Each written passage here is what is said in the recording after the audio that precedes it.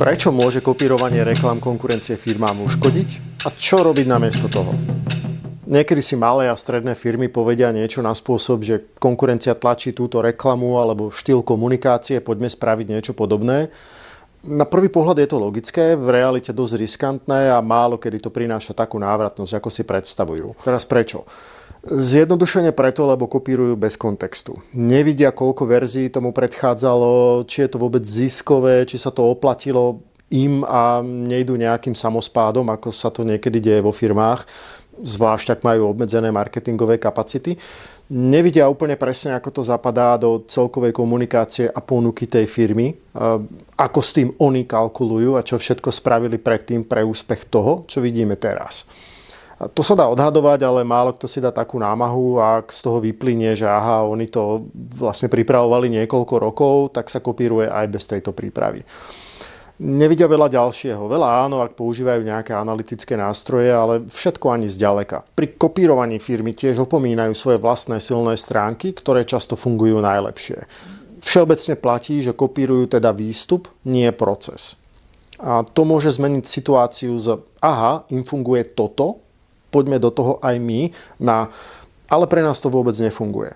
A to sa aj často deje. Možno je to niečo, čo sa nedá ich značke veriť, možno je trh presýtený tým odkazom, tou ponukou a skôr by zafungovalo niečo iné, alebo možno to ani im nefunguje a idú v nejakej zotrvačnosti. To sa inak deje častejšie, ako by si niekto mohol myslieť. Tým skopírovaním konkurencie teda tie firmy prispievajú k tomu, že značky a ich ponuka sa začnú konečnému publiku zlievať. Majú podobné vizuály, podobné prísľuby, benefity, lákadlá a tak ďalej a z pohľadu zákazníka teda všetko vyzerá plus mínus rovnako. Tie reklamy, ten obsah ani nie sú, že vyslovene zlé prevedení. Nie, môže to pôsobiť pekne, profesionálne, všetko super, ale sú nerozlíšiteľné, nepriraditeľné k značke. Samozrejme, keď sa udeje toto, výkon toho obsahu, tej inzercie klesá. Ťažia z toho zrejme najväčší hráči, ktorí majú najviac na inzerciu a preto pokryjú najväčší koláč toho okamžitého záujmu, alebo tí najoriginálnejší z generických, že sa im predsa len podarí, nejaká grafika a má to lepšie čísla.